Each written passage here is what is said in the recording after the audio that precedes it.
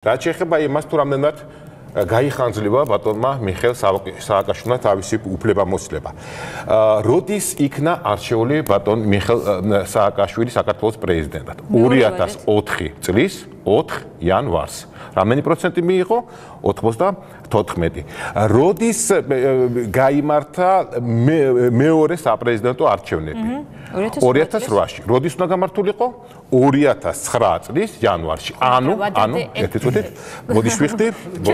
ესე იგი გადადგა პრეზიდენტი. კი, რა თქმა უნდა, გადადგა. ანუ ესე იგი ეს ამას ვერ ამოვიღებს.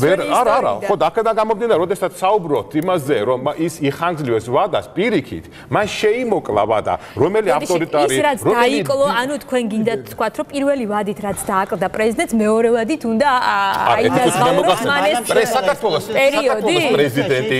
სანამ გადადგებოდა მიხეილ საქართველოს პრეზიდენტი, საქართველოს კონსტიტუციის 73 მუხლის მიხედვით შესაძლებელი არჩეულ იქნეს 5 წლის ვადით ზედიზედ ორჯერ. ანუ მაქსიმალური თარიღი, ესე იგი დრო, პერიოდი მისი პრეზიდენტად ყოფნის, ან ბატონი მიხეილისა შემდგომში ვინც იქნება პრეზიდენტი, განისაზღვრება რამდენი წლით? 10-ით. ანუ ესე იგი 2000 მიმდინარე წლის ოქტომბერში, ესე იგი ხო, ეს არის ესე იგი 9 წელი, ესე იგი 10 წლის ნაცვლად არის. არა, ესე იგი არა 10 წელი, არამედ 9 წელი.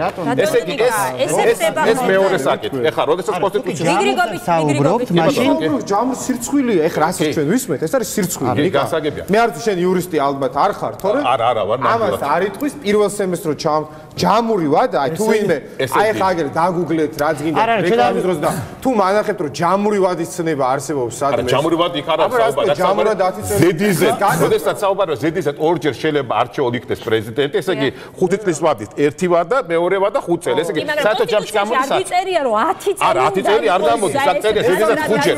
კონსტიტუციაში არ წერია, ვამტკიცებ რომ 73 მუხლში აღნიშნული რამ არ არის აღნიშნული.